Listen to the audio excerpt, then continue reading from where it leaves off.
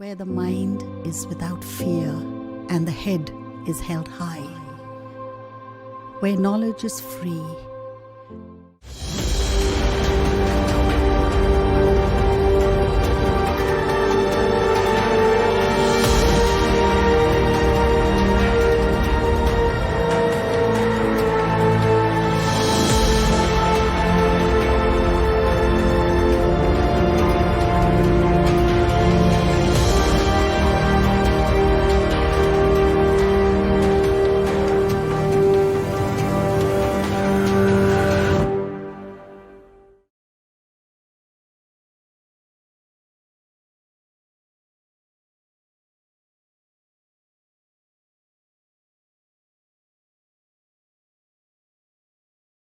Good day to all my dear students. আশা করি তোমরা ভালো আছো।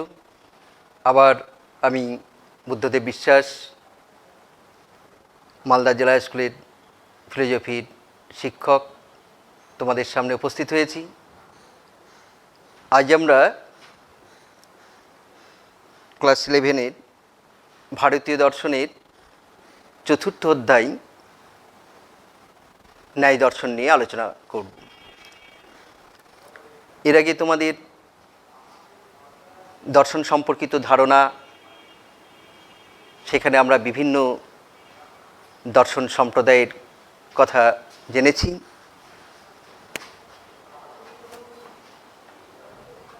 তো সেখানেও আমরা যে ন্যায় দর্শনকে, ভারতীয় দর্শনকে যে দুটি সম্প্রদায় বিভক্ত করা হয়েছে, আস্তিক ও নাস্তিক, সেই আস্তিক সম্প্রদায় অন্তর্ভুক্ত ন্যায় দর্শন নিয়ে আমরা আজ আলোচনা করব। ন্যায় দর্শন হলো ভারতীয় স্বরদর্শন এর অন্তর্ভুক্ত একটি আস্তিক সম্প্রদায় বা আস্তিক দর্শন। তা ভারতীয় দর্শনের স্বরদর্শন বলতে তোমরা এর আগে জেনেছো ন্যায়, বৈশেষিক, সাংখ্য, যোগ, মীমাংসা ও বেদান্ত, এই 6টি দর্শন হচ্ছে আস্তিক সম্প্রদায়ের অন্তর্ভুক্ত, সেই জন্য এদের বলা হয় স্বরদর্শন। তা ন্যায় দর্শন এই ভারতীয় স্বরদর্শনের অন্তর্ভুক্ত আস্তিক সম্প্রদায় বা আস্তিক দর্শন। তো এই ন্যায় দর্শনের প্রতিষ্ঠাতা হলেন মহর্ষি গৌতম। এটাও তোমরা এর আগে জেনেছ। আজ থেকে আনুমানিক 300 খ্রিস্টপূর্বাব্দে এই মহর্ষি গৌতমের আবির্ভাব ঘটেছিল এবং এই ন্যায় দর্শনের উপর তিনি যে গ্রন্থটি রচনা করেছিলেন ন্যায়সূত্র, সেই ন্যায়সূত্র হচ্ছে ন্যায় দর্শনের মূল গ্রন্থ।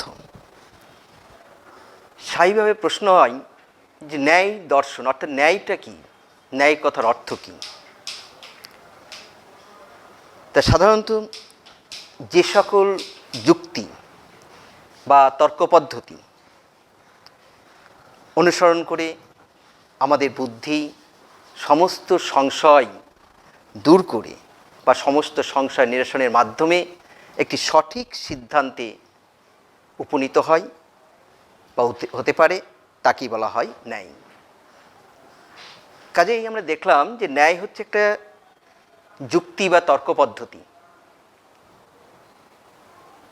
তো এই যে দর্শনে এই ন্যায় বা যুক্তি পদ্ধতির নিয়ে বিস্তারিত আলোচনা করা হয়, তাকেই বলা হয় ন্যায় দর্শন। তা তোমরা কিছুক্ষণ আগে জানলে যে এই ন্যায় দর্শনের প্রতিষ্ঠাতা হলেন মহর্ষি গৌতম। তো এই মহর্ষি গৌতমের আর একটি নাম হলো অক্ষপাদ। এই অক্ষপাদ কেন? যে একটা কথিত আছে যে কোনো এক সময় বেদব্যাসকে দর্শন করার জন্য এই গৌতম মুনি তার নিজের চরণে বা পায়ে চক্ষু ইন্দ্রিয় সৃষ্টি করেছিলেন। তা তখন থেকে তিনি অক্ষপাদ নামে পরিচিত হলেন এবং তার নাম অনুসারেই এই ন্যায় দর্শনে আরেকটি নাম হলো অক্ষপাদ। আবার ন্যায় দর্শন প্রমাণ নিয়ে আলোচনা করে বলে একে প্রমাণ শাস্ত্র বলা হয়। ঠিক একইভাবে ন্যায় দর্শনের প্রধান আলোচ্য বিষয় হচ্ছে অনুমান, এবং এই অনুমান প্রক্রিয়াটি হেতুর ওপর নির্ভরশীল হওয়ায় তাকে হেতুবিদ্যা বলা হয়। যাই হোক, এই যে ন্যায়ের যে বিষয়বস্তু, আলোচ্য বিষয়, সেগুলো মূলত তর্ক বিতর্ক, বাদ প্রতিবাদ এগুলোতেই পরিপূর্ণ।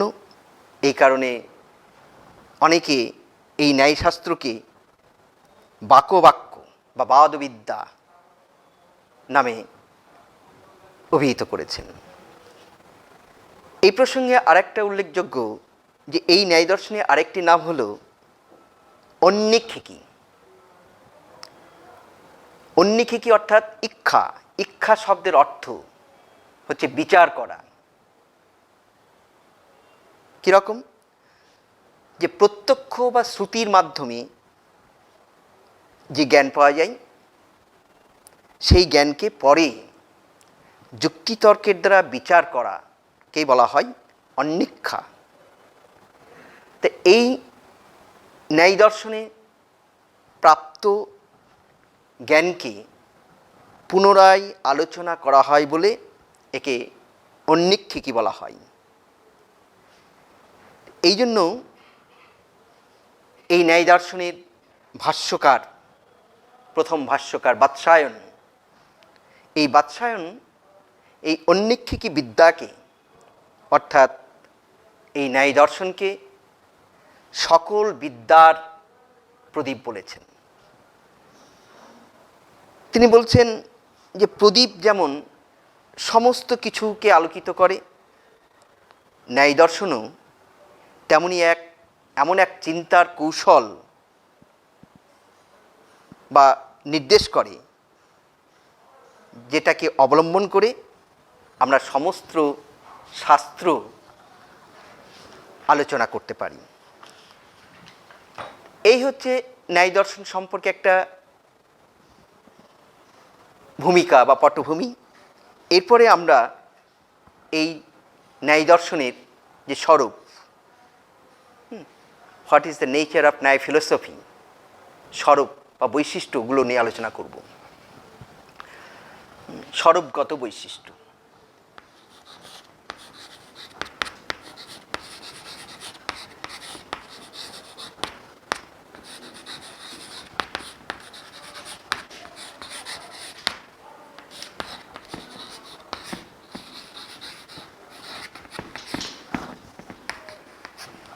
স্বরূপগত বৈশিষ্ট্য, ন্যায় দর্শনের স্বরূপগত বৈশিষ্ট্য। ন্যায় দর্শনের বৈশিষ্ট্যগুলি কী কী? প্রথমত আমরা বলতে পারি যে ন্যায় দর্শন অধ্যাত্মবাদী দর্শন।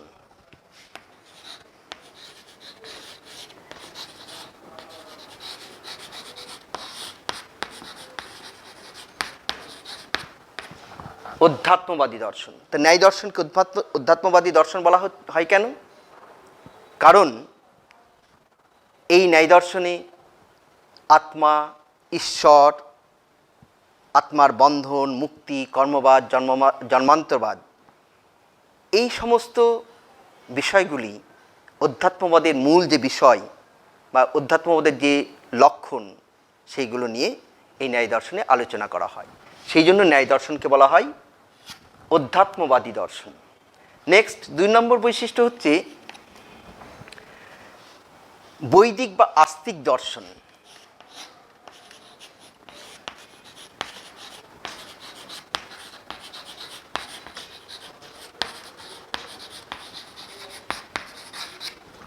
ন্যায় দর্শনকে বৈদিক বা আস্তিক দর্শন বলা হয়।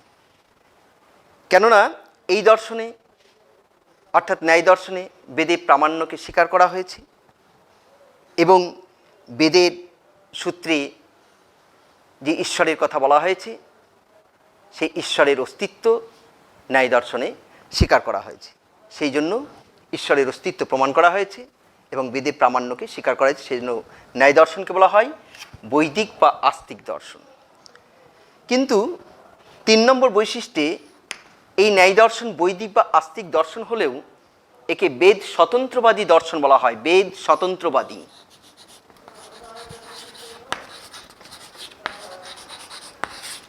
বেদ স্বতন্ত্রবাদী। তাহলে কি বললাম, যে ন্যায় দর্শন বৈদিক বা আস্তিক দর্শন হলেও একে বেদ স্বতন্ত্রবাদী বলা হয়। কেন? কারণ বেদের প্রামাণ্য স্বীকার করলেও ন্যায় দর্শনে এই যে বেদের যে সিদ্ধান্ত, সেই সিদ্ধান্তগুলোকে বিনা বিচারে স্বীকার করা হয় না, গ্রহণ করা হয় না। এই দর্শনে কি করা হয়, এই দর্শনে নিজস্ব বা স্বকীয় নিজস্ব যে মৌলিক যে যুক্তি, সেই মৌলিক যুক্তি বিচারের সাহায্যে ন্যায় দর্শন তার নিজস্ব সিদ্ধান্ত প্রতিষ্ঠা করেছে, সেই জন্য ন্যায় দর্শনকে বলা হয় বেদ স্বতন্ত্রবাদী। নেক্সট 4 নম্বর হচ্ছে বস্তুবাদী দর্শন।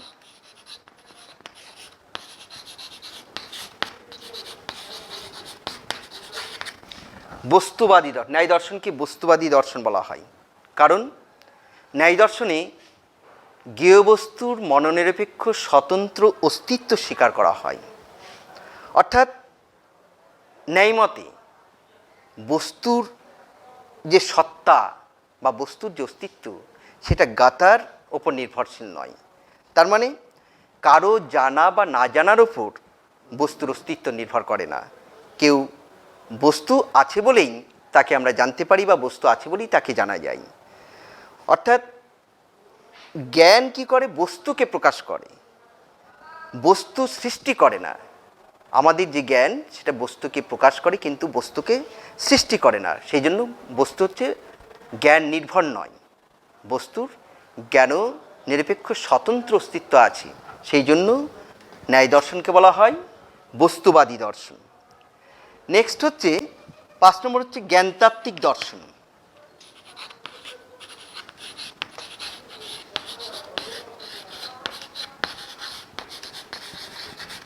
জ্ঞানতাত্ত্বিক দর্শন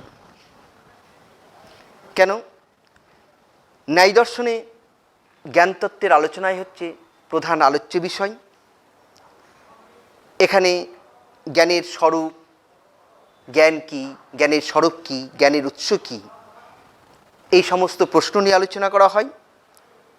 আবার অনুমান সম্পর্কীয় আলোচনাও এই দর্শনের একটা অন্যতম বৈশিষ্ট্য, সেই জন্য ন্যায় দর্শনকে বলা হয় জ্ঞানতাত্ত্বিক দর্শন। এছাড়াও 6 নম্বর ন্যায় দর্শনকে মোক্ষশাস্ত্র বলা হয়। মোক্ষশাস্ত্র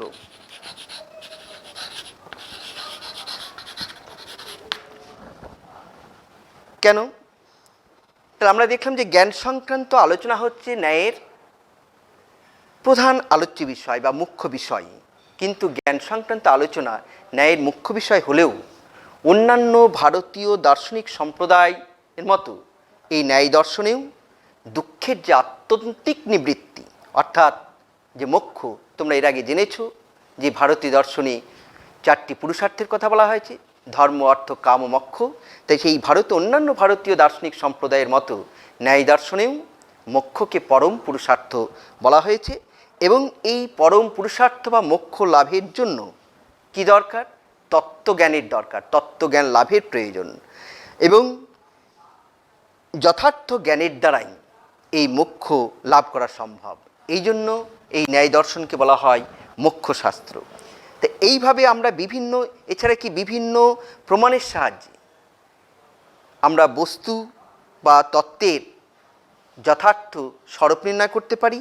আর এই ন্যায় দর্শনের প্রধান লক্ষ্যই হচ্ছে বিভিন্ন প্রমাণের সাহায্যে বস্তু ও তত্ত্বের যথার্থ স্বরূপ নির্ণয় করা। এবং সর্বশেষ যে বৈশিষ্ট্য, সেই বৈশিষ্ট্যটি হচ্ছে 7 নম্বর, যে এই সমগ্র ন্যায় দর্শনের আলোচনাকে বা সমগ্র ন্যায় দর্শনকে আমরা 4টি ভাগে ভাগ করতে পারি। কি কি?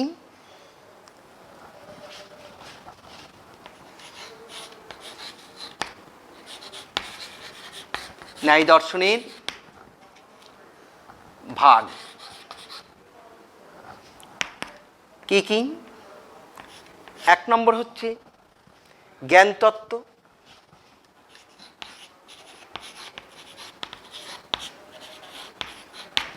2 নম্বর জগৎতত্ত্ব,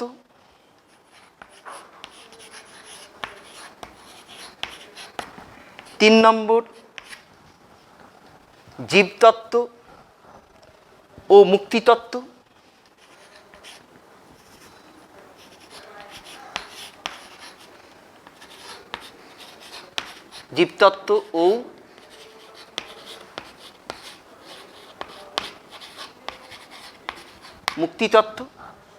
4 নম্বর হচ্ছে ঈশ্বর তত্ত্ব।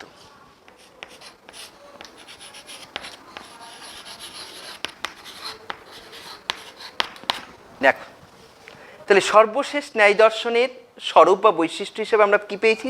ন্যায় দর্শনের কতগুলি বিভাগ পেয়েছি, কতগুলি ভাগ পেয়েছি। অর্থাৎ সমগ্র ন্যায় দর্শনের আলোচনাকে 4টি ভাগে ভাগ করা হয়েছে। কি কি? জ্ঞানতত্ত্ব, জগৎতত্ত্ব, জীবতত্ত্ব, মুক্তিতত্ত্ব আর ঈশ্বর তত্ত্ব। তো এই যে ন্যায় দর্শনের সমগ্র আলোচনাকে যে 4টি ভাগে ভাগ করা হয়েছে, এর মধ্যে কেবলমাত্র এই জ্ঞানতত্ত্বই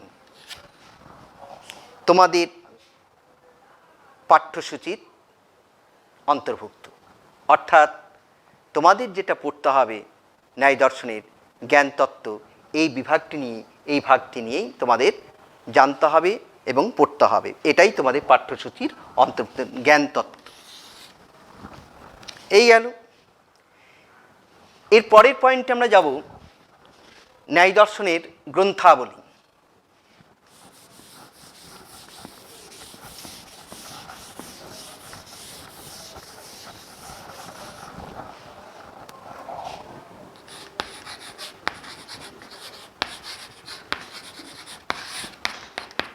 ন্যায় দর্শনের গ্রন্থাবলী দ্বিতীয় পয়েন্ট নিয়ে আমরা আলোচনা করব, ন্যায় দর্শনের গ্রন্থাবলী। তো এই যে আমরা ন্যায় দর্শনের যে ইতিহাসের কথা বললাম, তো এই ন্যায় দর্শনকে, ইতিহাসকে দুটো পর্ব বা দুটি যুগে ভাগ করা হয়। দুটি পর্বে বা দুটি যুগে ভাগ করা হয়। কি? একটা হচ্ছে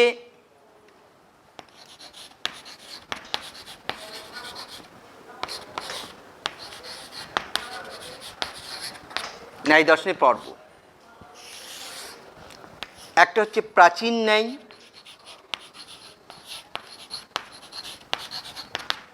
আর একটা হচ্ছে নব্য ন্যায়। ন্যায় দর্শনের যে পর্ব, ন্যায় দর্শনের পর্ব বা যুগ দুটো ভাগে ভাগ করা হচ্ছে। একটা হচ্ছে প্রাচীন ন্যায়, আর একটা হচ্ছে নব্য ন্যায়। এই হিসাবে ন্যায় দর্শনে দুটো সম্প্রদায়, একটা হচ্ছে প্রাচীন ন্যায় নৈয়ায়িক সম্প্রদায়, আর একটা হচ্ছে নব্য নৈয়ায়িক সম্প্রদায়। এখানে তোমাদের মনে রাখতে হবে, এই যে ন্যায় দার্শনিক যে নৈয়ায়িক কথাটি আমি বললাম, এই ন্যায় তোমার দার্শনিকদের নৈয়ায়িক বলা হয়। সেই জন্য আমি এই কথাটা উল্লেখ করলাম যে এই ন্যায় দর্শনে দুটো সম্প্রদায় ভাগ করা হয়েছে, একটা হচ্ছে প্রাচীন নৈয়ায়িক, আর একটা হচ্ছে নব্য নৈয়ায়িক। তা প্রাচীন ন্যায় এবং নব্য ন্যায়। এখন এই প্রাচীন নৈয়ায়িকদের মূল কাজ কি ছিল? এখানে তোমরা দেখেছো পূর্বে যে ন্যায় দর্শনের প্রতিষ্ঠাতা হচ্ছে মহর্ষি গৌতম। কাজেই মহর্ষি গৌতম হচ্ছেন একজন প্রাচীন নৈয়ায়িক দার্শনিক।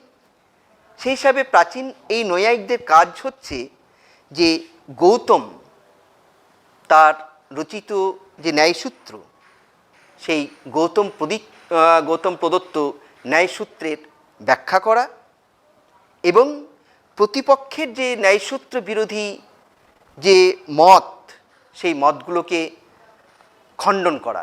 এটাই ছিল প্রাচীন নৈয়ায়িকদের কাজ। আর নব্য ন্যায়ে কী করা হয়েছে? নব্য ন্যায়ে যুক্তি তর্ক পদ্ধতির উপর নির্ভর করা হয়েছে। যুক্তি জ্ঞানতত্ত্বের আলোচনা করা হয়েছে। যুক্তি ও জ্ঞানতত্ত্বের আলোচনা এই নব্য ন্যায় দর্শনে গুরুত্ব পেয়েছে। এবং এই নব্য ন্যায় ভারতীয় দর্শন সমস্ত দার্শনিক চিন্তাকে একটা গভীরভাবে বিশেষভাবে প্রভাবিত করেছে। হলো এবার আমরা এই ন্যায় দর্শনের গ্রন্থাবলী দেখো, তোমরা দেখেছ যে এই ন্যায় দর্শনের মূল গ্রন্থ হচ্ছে কি?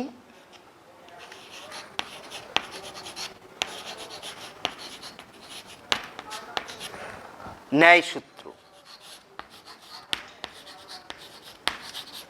ন্যায় দর্শনের মূল গ্রন্থ হচ্ছে ন্যায়সূত্র। প্রতিষ্ঠাতা মহর্ষি গৌতম।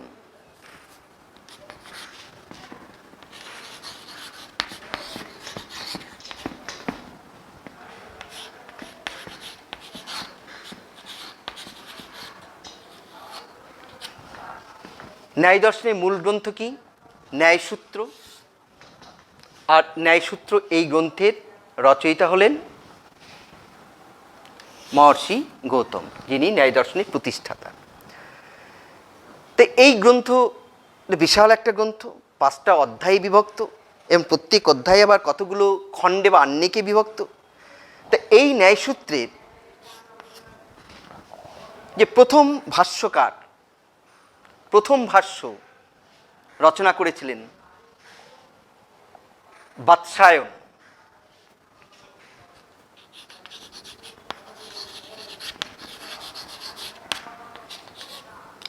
নাম হচ্ছে ন্যায় ভাষ্য।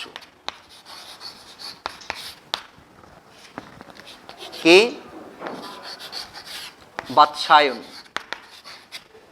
দেখো, ন্যায়সূত্রের ওপর যিনি প্রথম ভাষ্য রচনা করেছিলেন তার নাম হচ্ছে কি? বাৎসায়ন। এবং ন্যায়সূত্রের উপর যে ভাষ্য রচিত হয়েছিল তার নাম হচ্ছে ন্যায় ভাষ্য। এই হচ্ছে পরবর্তীকালে এই ন্যায়সূত্রের উপর পরবর্তীকালে অনেক গ্রন্থ রচিত হয়েছে, যেমন বাচস্পতি মিশ্রের ন্যায়বার্তিক তাৎপর্য টিকা, উদয়নের ন্যায় কুসুমাঞ্জলি ইত্যাদি। এই গেল, এটা হচ্ছে প্রাচীন ন্যায়, প্রাচীন ন্যায়। এবারে আমরা যাব নব্য ন্যায়।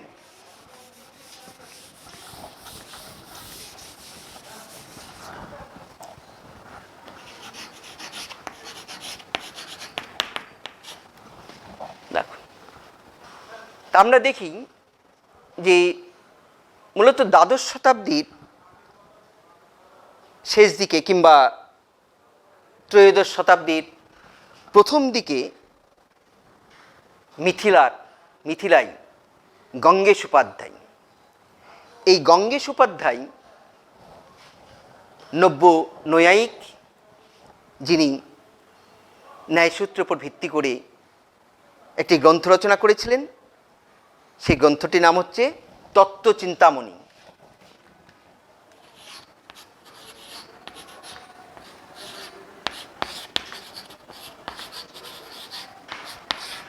তত্ত্বচিন্তামণি রচয়িতাকে?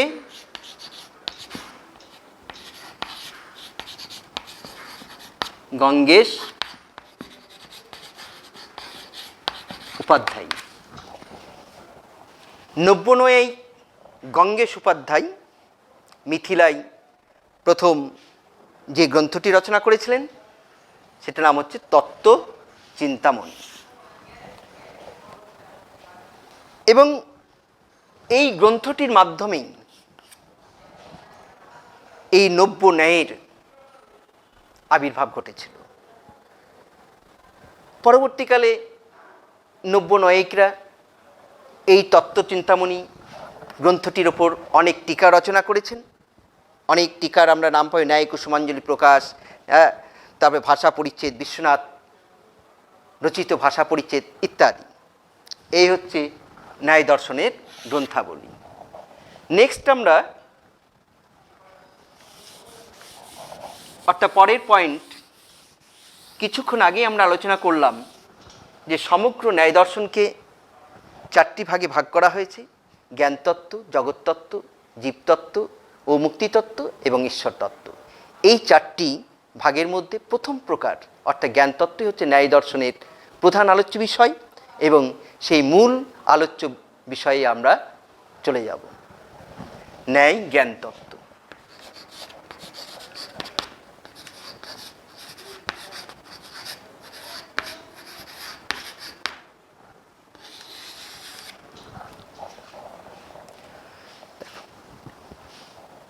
এখন এই ন্যায় জ্ঞানতত্ত্ব নিয়ে আলোচনা করতে গেলে প্রথমে আমাদের জানতে হবে যে জ্ঞান কী বা জ্ঞান কাকে বলে, অর্থাৎ ন্যায় মতে জ্ঞান বলতে কী বোঝায়। তো ন্যায় মতে জ্ঞানটা কি? ন্যায় মতে জ্ঞান হচ্ছে আত্মার একটি বিশেষ গুণ। আত্মার একটি বিশেষ গুণকেই ন্যায় দর্শনে জ্ঞান বলা হয়েছে, এবং এই ন্যায় দর্শনে জ্ঞানের এই সমার্থক শব্দ হিসাবে বিভিন্ন শব্দ ব্যবহার করা হয়েছে, যেমন বুদ্ধি, প্রতীতি, প্রত্যয়, মতি, চেতনা। এই শব্দগুলি এই জ্ঞানের সমার্থক শব্দ হিসাবে ন্যায় দর্শনে ব্যবহার করা হয়েছে। জ্ঞানের জন্যই আমরা কি শব্দ বা বাক্যের প্রয়োগ করতে পারি এবং কোনো বস্তুকে গ্রহণ করতে পারি বা বর্জন করতে পারি। এই কারণে এই জ্ঞানকে এই যে সকল প্রকার এই যে ব্যবহার, এই ব্যবহারের একটা বিশেষ কারণ বলা হয়। সেই জন্য একজন প্রখ্যাত নৈয়ায়িক অর্থাৎ ন্যায় দার্শনিক অন্নং ভট্ট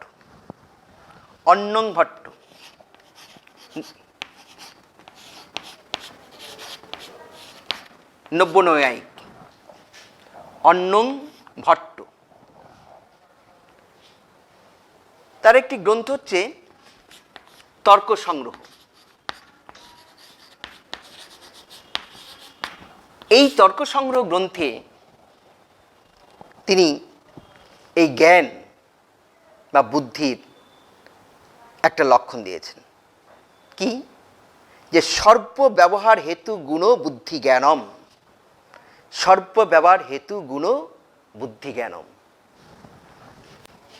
সর্ব ব্যবহার হেতু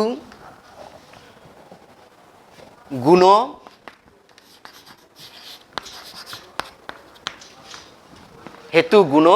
বুদ্ধি জ্ঞানম।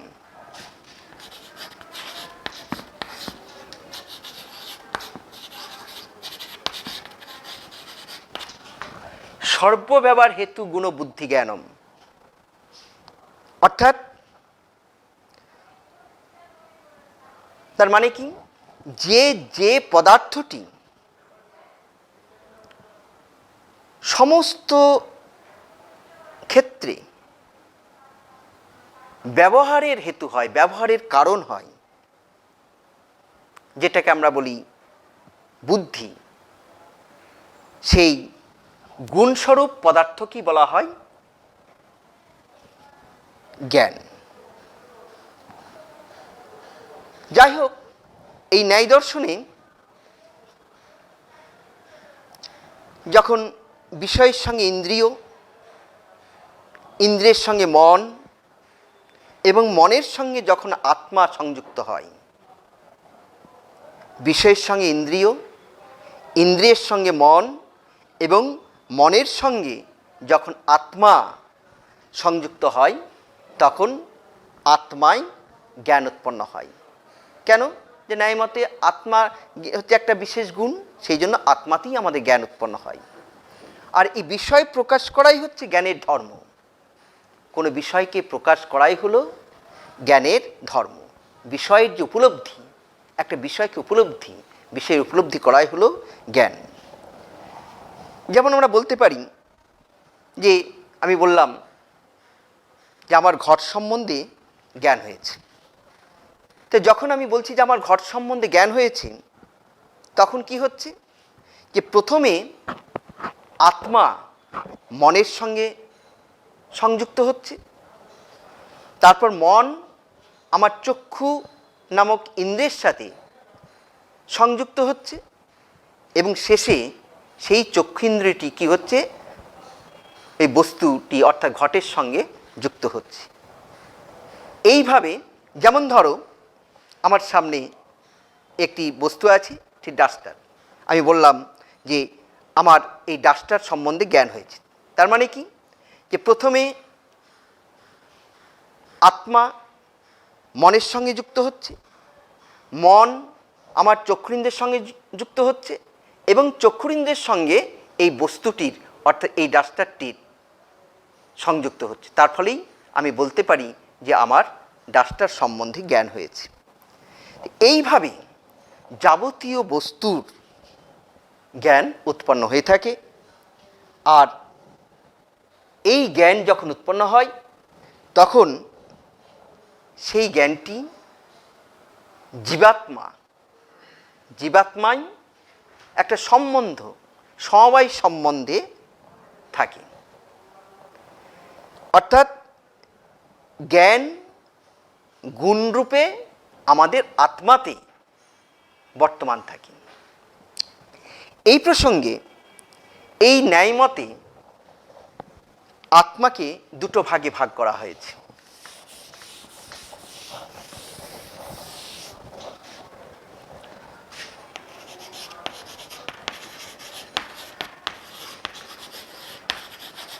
আত্মা দু প্রকার। কি কি? একটা হচ্ছে জীবাত্মা,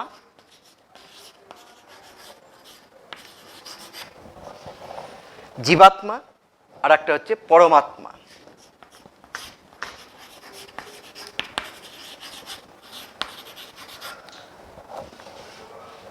জীবাত্মা মানে জীবের জ্ঞান,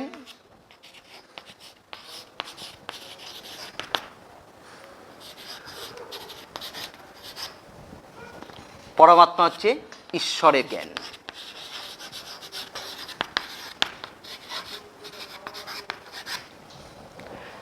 তাহলে আমরা কি দেখলাম, যে আমাদের যে জ্ঞান উৎপন্ন হচ্ছে সেই জ্ঞান জীবাত্মাতে সমবায় সম্বন্ধে আছে, অর্থাৎ জ্ঞান গুণরূপে আমাদের আত্মাতে অবস্থান করছে।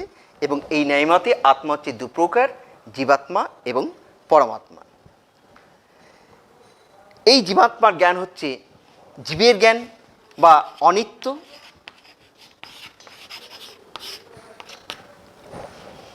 আর পরমাত্মা হচ্ছে ঈশ্বরের জ্ঞান বা নিত্য।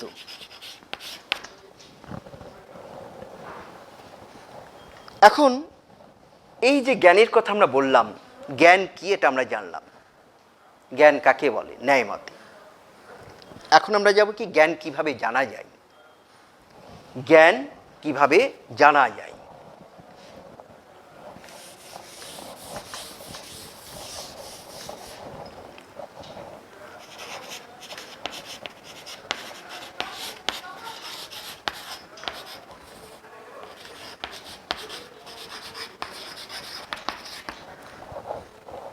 জ্ঞান লাভের উপায় কী বা জ্ঞান কীভাবে জানা যায়।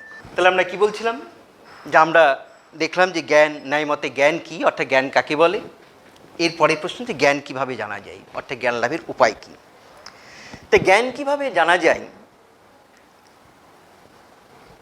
এই প্রশ্নের উত্তরে ন্যায় দার্শনিক অর্থাৎ নৈয়ায়িকরা বলছেন যে কোনো একটি জ্ঞানকে পরের আরেকটি জ্ঞান দ্বারা জানা যায়। অর্থাৎ যে জ্ঞানের দ্বারা কেবল বিষয়ের প্রকাশ হয় তাকে ন্যায়শাস্ত্রে বলা হয় ব্যবসায়ী। যেই জ্ঞানের দ্বারা কেবল বিষয়ের প্রকাশ হয় তাকে ন্যায় দর্শনে বলা হয় ব্যবসায়ী। আর ব্যবসায় কি, ব্যবসায় একটা বিশিষ্ট জ্ঞান। আর এই জ্ঞান কেবলমাত্র কি করে, বিষয়কে প্রকাশ করে। আর ব্যবসায়ী নামক এই জ্ঞানকে বিষয় করে পরোক্ষণে যে জ্ঞান হয় সেটাকে বলা হয় অনুব্যবসায়ী। অর্থাৎ কি দাঁড়ালো, যে ব্যবসায়ী জ্ঞানের উৎপত্তি হওয়ার পরক্ষণে উৎপন্ন যে জ্ঞানে ব্যবসায়ী জ্ঞানকে প্রকাশ করে সেই প্রত্যক্ষ জ্ঞানকে বলা হয় অনুব্যবসায়ী। তার মানে ব্যবসায়ী জ্ঞানের উৎপত্তির পরক্ষণে উৎপন্ন হয়ে যে জ্ঞান ব্যবসায়ী জ্ঞানকে প্রকাশ করে সেই জ্ঞানকেই বলা হয় অনুব্যবসায়ী। আর এই অনুব্যবসায়ীর দ্বারাই কোনো বিষয়ের জ্ঞান হয়ে থাকে। এই প্রসঙ্গে আরেকটা কথা তোমাদের জেনে রাখতে হবে, যে এই যে জ্ঞান, এই জ্ঞানের সত্যতা ন্যায় দর্শনে বা ন্যায় মতে, জ্ঞানের এই সত্যতা বা মিথ্যাত্ব জ্ঞান নির্ভর নয়। যেহেতু প্রথমে আমরা বলেছিলাম যে ন্যায় দর্শন হচ্ছে বস্তুবাদী দর্শন, বস্তুর জ্ঞাননিরপেক্ষ স্বতন্ত্র অস্তিত্ব স্বীকার করে।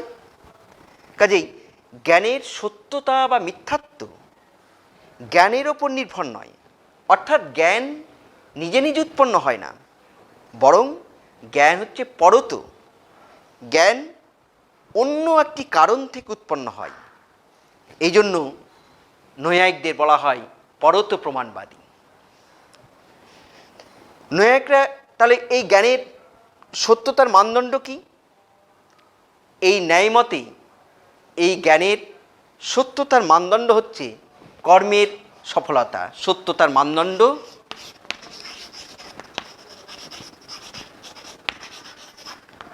হচ্ছে ন্যায় মতে জ্ঞানের সত্যতার মানদণ্ড হচ্ছে কি?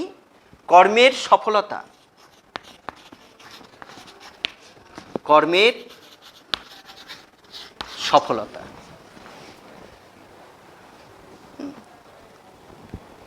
যেমন ধরো বললাম যে দূরে কোনো একটি বস্তুকে দেখে একজন তৃষ্ণার্ত পথিকের জল বলে ধারণা হলো।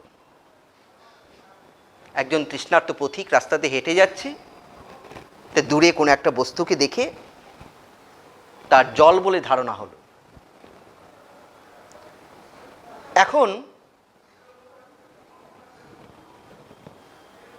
নিকটে গিয়ে সেই বস্তুটির কাছে গিয়ে যদি সে প্রকৃত জলই দেখে এবং জল পান করে, তাহলে তার কি হবে? পিপাসা দূর হবে, পিপাসা নিবৃত্তি হবে। তাহলে কি হবে? তার এই যে জলের জ্ঞানটা হয়েছিল পূর্বে, সেই জলের জ্ঞানটা কি হলো? যথার্থ হলো। তখন ও তো অনেক দূর থেকে দেখছিল বস্তুটিকে, বস্তুটি দেখে তার জলের ধারণা হয়েছিল, কিন্তু কাছে গিয়ে প্রকৃত সে জল দেখলো, সে জল পান করলো এবং তার তৃষ্ণা নিবারণ হলো। তার ফলে কী হলো? তার যে জ্ঞানটা, জলের যে জ্ঞানটা, সেটা যথার্থ হলো। তো এক্ষেত্রে এই জ্ঞানটিকে আমরা বলতে পারি সফল প্রবৃত্তির জনক। এই সফল প্রবৃত্তির জনক হয়েছে বলেই এই যথার্থ জ্ঞান বা প্রমা হয়। অর্থাৎ এক্ষেত্রে জ্ঞানটা এই সফল প্রবৃত্তির জনক হয়েছে বলেই, অর্থাৎ কর্মের সফলতা, এই যে বললাম সত্যতার মানদণ্ড, এই সফল প্রবৃত্তির জনক হয়েছে বলেই তার যথার্থ জ্ঞান বা প্রমা জ্ঞান হয়েছে। কিন্তু যদি ওই ব্যক্তি ওই জায়গায় গিয়ে যদি জল দেখতে না পায়, তবে কি হবে? তাহলে তার পূর্বে যে জল সম্বন্ধে যে জ্ঞান ছিল, ধারণা ছিল, সেই পূর্বের জ্ঞানটা তার যে প্রবৃত্তি, মানসিক প্রবৃত্তি, সেই প্রবৃত্তিটাকে বিফল করলো। ফলে কি হলো? এই জ্ঞানটি আর সফল প্রবৃত্তির জনক হতে পারলো না। তার ফলে কি হলো? সেটা মিথ্যা জ্ঞান হলো। এই কারণেই নৈয়ায়িকরা এই যথার্থ জ্ঞানের তিনটি বৈশিষ্ট্যের কথা বলেছেন। যথার্থ জ্ঞানের তিনটি বৈশিষ্ট্য জ্ঞানের কথা বলেছেন। তাহলে আমরা কি দেখলাম? যে যথার্থ জ্ঞান হতে গেলে, অর্থাৎ জ্ঞানের সত্যতার মানদণ্ড হলো কর্মের সফলতা। তার প্রবৃত্তিটি যদি সফল হয়, তাহলে তার যথার্থ জ্ঞান হবে, কিন্তু তার প্রবৃত্তিটি যদি সফল না হয় তাহলে সেটা অযথার্থ হবে। এই জন্যই নৈয়ায়িকরা কী করলেন, এই যথার্থ জ্ঞানের তিনটি বৈশিষ্ট্যের কথা বললেন।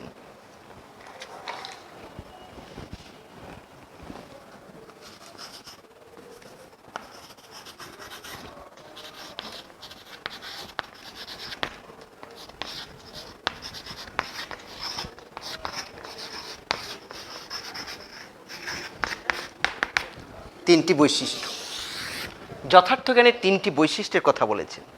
এই বৈশিষ্ট্যগুলো কি কি? এক নম্বর হচ্ছে জ্ঞানটি নিঃসন্দিগ্ধ, জ্ঞানটি নিঃসন্দিগ্ধ হবে।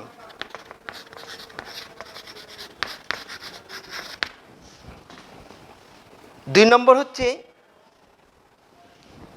জ্ঞানটি যথার্থ হবে।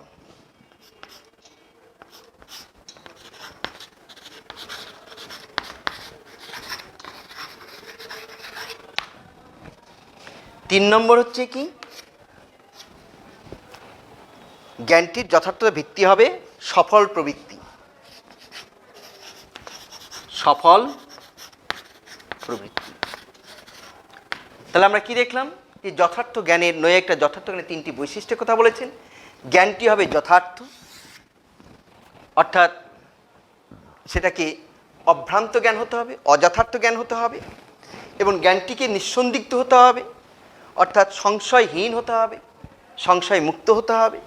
তিন নম্বর বৈশিষ্ট্য হচ্ছে সফল প্রবৃত্তি, অর্থাৎ জ্ঞানটির যে যথার্থতা, এই জ্ঞানটির যে যথার্থতা, সেই যথার্থতার ভিত্তি হবে তার ব্যবহারে, জ্ঞানটিকে সে যেভাবে ব্যবহার করছে সেই ব্যবহারে তার সফলতা থাকতে হবে, অর্থাৎ সফল প্রবৃত্তি থাকতে হবে। এই হচ্ছে যথার্থ জ্ঞানের তিনটি বৈশিষ্ট্য। এরপরে আমরা চলে যাব জ্ঞানের প্রকারভেদ। নেক্সট পয়েন্ট,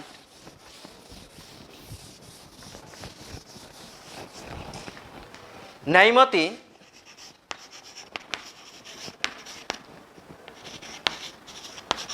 জ্ঞান দু প্রকার। ন্যায়মতে জ্ঞান হচ্ছে দু প্রকার। কি কি? এক নম্বর হচ্ছে স্মৃতি, দুই নম্বর হচ্ছে অনুভব। ন্যায়মতে জ্ঞান দু প্রকার, স্মৃতি এবং অনুভব। এই স্মৃতি এটা নিরপেক্ষ জ্ঞান নয়, নিরপেক্ষ জ্ঞান নয়। ন্যায়মতে যে দু প্রকার জ্ঞানের কথা বলেছে, স্মৃতি অনুভব, স্মৃতি নিরপেক্ষ জ্ঞান নয়। স্মৃতি হচ্ছে কি, সাপেক্ষ জ্ঞান, অর্থাৎ সাপেক্ষ জ্ঞান, অর্থাৎ শর্ত নির্ভর জ্ঞান, শর্ত নির্ভর জ্ঞান। কার শর্ত? পূর্বানুভব। স্মৃতি হচ্ছে পূর্বানুভব সাপেক্ষ জ্ঞান, অর্থাৎ পূর্বে যার অনুভব হয়েছে একমাত্র তারই স্মৃতি জ্ঞান সম্ভব। এই জন্য এই স্মৃতি যথার্থ জ্ঞান হলেও একে আমরা প্রমা বলতে পারি না।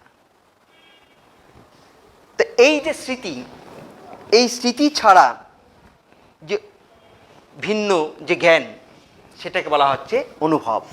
স্মৃতি ভিন্ন জ্ঞানই হচ্ছে অনুভব। এই ন্যায় দর্শনে অনুভবকে দুটো ভাগে ভাগ করা হয়েছে। ন্যায় দর্শন অনুভবকে দুটো ভাগে ভাগ করা হয়েছে। কি? একটা হচ্ছে যথার্থ অনুভব,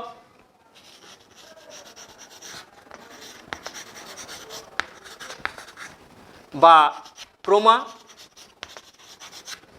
আর একটা হচ্ছে অযথার্থ অনুভব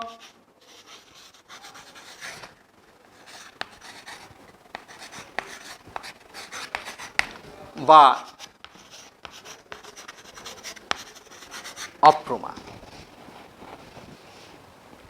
তাহলে ন্যায় দর্শনে জ্ঞান দু প্রকার, স্মৃতি ও অনুভব। স্মৃতি নিরপেক্ষ জ্ঞান নয়, সাপেক্ষ জ্ঞান, পূর্বানুভব সাপেক্ষ জ্ঞান। অনুভবকে দুটো ভাগে ভাগ করা হয়েছে, যথার্থ অনুভব বা প্রমা আর অযথার্থ অনুভব বা অপ্রমা। এখন আমরা এই প্রমা এবং অপ্রমা নিয়ে আলোচনা করব।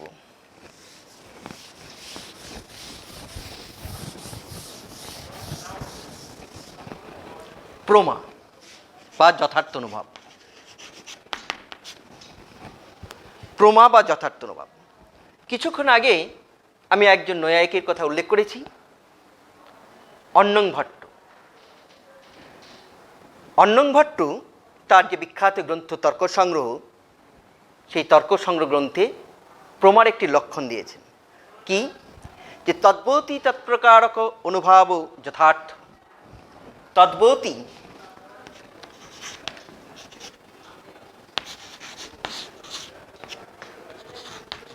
তৎপ্রকারক যথার্থ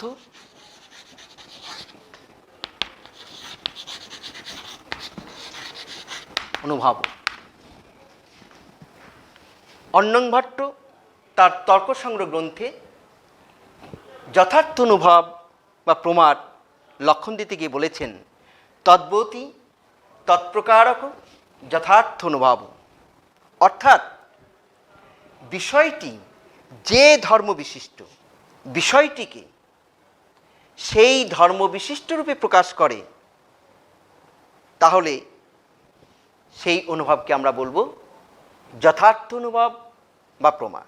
আবার বলছি যে বিষয়টি যে ধর্মবিশিষ্ট, অনুভব যদি বিষয়টিকে সেই ধর্মবিশিষ্ট রূপে প্রকাশ করে, তাহলে সেই অনুভবকে আমরা বলবো যথার্থ অনুভব বা প্রমা। তদ্বতী তৎপ্রকারক যথার্থ অনুভব। যেমন ধরো, আমার সামনে একটি চক রয়েছে, তা আমার সামনে এই চকটিকে প্রত্যক্ষ করার পর যদি আমার এরকম অনুভব হয় যে বস্তুটি চকত্ব বিশিষ্ট, তাহলে আমার ওই যে অনুভব, সেই অনুভবটি যথার্থ অনুভব হবে। এবং ন্যায়মতে এই যে অনুভবকে, এই যথার্থ অনুভব বা প্রমা 4 প্রকার। ন্যায়মতে এই প্রমা বা যথার্থ অনুভব হচ্ছে 4 প্রকার। কি কি? প্রত্যক্ষ,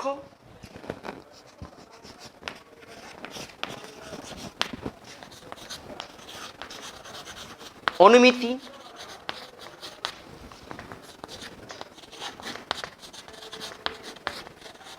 উপমিতি,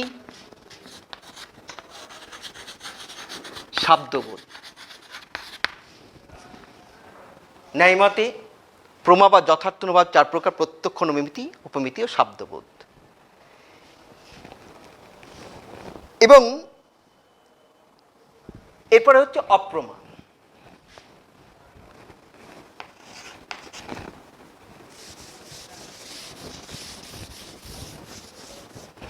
ঠিক একইভাবে অন্নং ভট্ট তর্ক সংগ্রহ গ্রন্থে অপ্রমারও একটি লক্ষণ দিয়েছেন।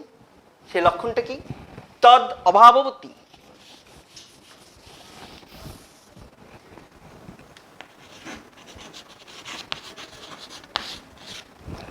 তদ অভাববতী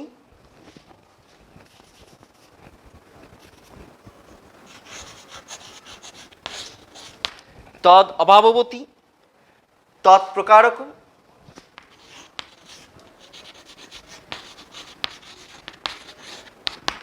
তদ অভাবতী তৎপ্রকারক অনুভব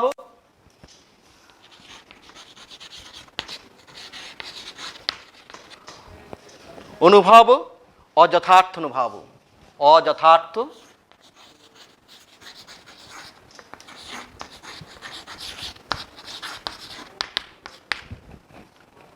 অপ্রমাণ লক্ষণে কি বলেছেন?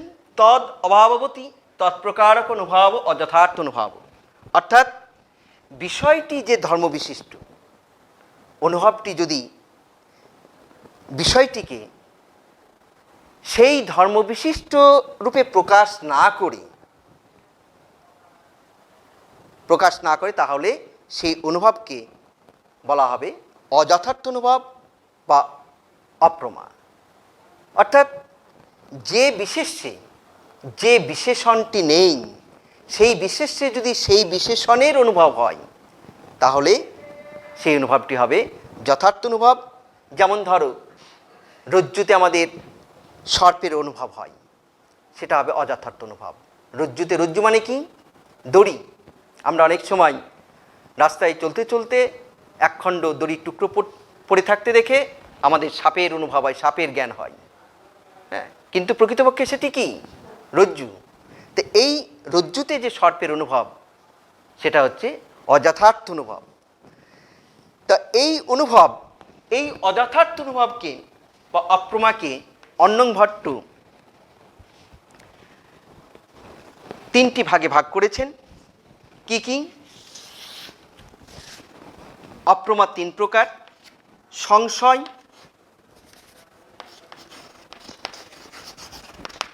বিপর্যয়,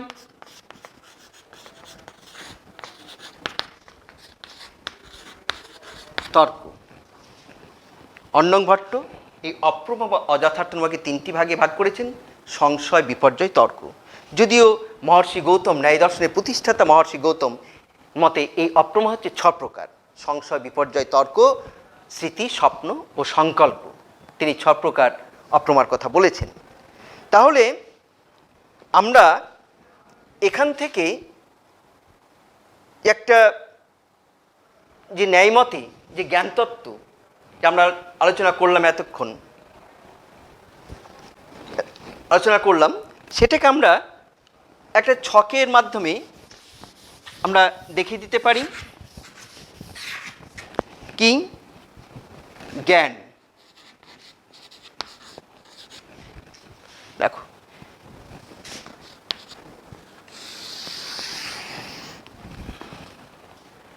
একটা হচ্ছে কি? অনিত্য জ্ঞান,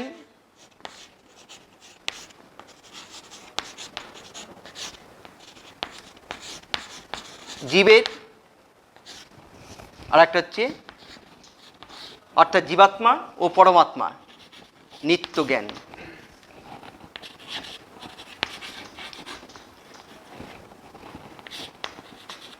ঈশ্বরের হলো। এই অনিত্য জ্ঞানটাকে আমরা দুটো ভাগে ভাগ করেছি। একটা হচ্ছে স্মৃতি, আর একটি কি? অনুভব। স্মৃতি, অনুভব। স্মৃতিকে আমরা দুটো ভাগে ভাগ করেছি: যথার্থ,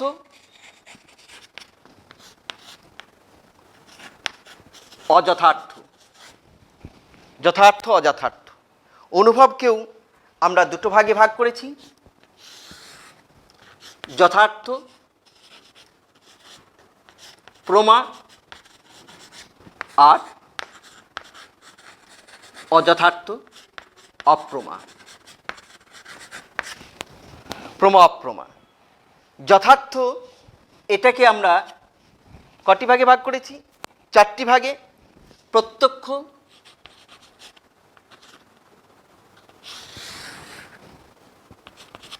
প্রত্যক্ষ, অনুমিতি, উপমিতি, শব্দবোধ। শব্দবোধ। আবার অযথার্থকে আমরা 3টে ভাগে ভাগ করেছি: সংশয়, বিপর্যয়, তর্ক। আমরা ন্যায় যে জ্ঞানতত্ত্ব নিয়ে আলোচনা করছিলাম, সেই জ্ঞানতত্ত্বের যে ছকটা আমরা পেয়েছি, সেখানে আমরা কি জ্ঞানকে দুটো ভাগে ভাগ করেছি। প্রথমত অনিত্য জ্ঞান, নিত্য জ্ঞান। অনিত্য জ্ঞানকে আমরা, অনিত্য জ্ঞান নিয়ে আমরা আলোচনা করছি। অনিত্য জ্ঞানকে দুটো ভাগে ভাগ করা হয়েছে: স্মৃতি, অনুভব। স্মৃতিকে দুটো ভাগে ভাগ করা হয়েছে: যথার্থ অযথার্থ অনুভবকে দুটি ভাগে ভাগ করা হচ্ছে, যথার্থ অনুভব অর্থাৎ প্রমা, অযথার্থ অনুভব বা অপ্রমা। যথার্থ অনুভব বা প্রমাকে চারটি ভাগে ভাগ করা হয়েছে, প্রত্যক্ষ, অনুমিতি, উপমিতি ও শব্দবোধ। ঠিক একইভাবে অযথার্থ অনুভব বা অপ্রমাকে তিনটি ভাগে ভাগ করা হয়েছে, সংশয়, বিপর্যয় ও তর্ক। আজ আমরা এই পর্যন্তই আলোচনা করলাম, এখানে আমরা শেষ করব। আমরা পরের ক্লাসে এরপর থেকে আমরা ন্যায় দর্শনের এই যে জ্ঞান নিয়ে জ্ঞান তত্ত্ব নিয়ে আলোচনা করছি, এই জ্ঞান যে বিভিন্ন প্রমাণের সাহায্যে এই জ্ঞান লাভ করা যায়, যে ন্যায় স্বীকৃত যে বিভিন্ন প্রমাণ, সেগুলো নিয়ে আমরা আলোচনা করব এবং এইভাবেই আমরা পরপর আলোচনায় এগিয়ে যাব। ধন্যবাদ।